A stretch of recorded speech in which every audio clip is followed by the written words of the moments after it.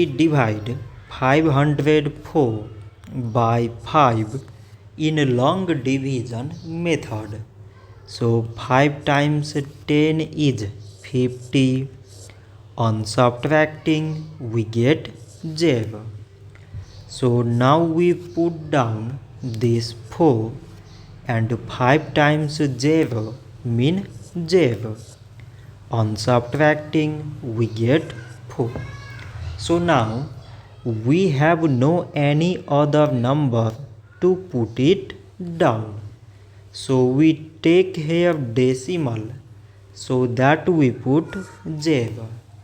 So it is 40 and 5 times 8 is 40. On subtracting we get 0. So 504 divided by 5 is 100 decimal 8. So this much for today and thanks for watching.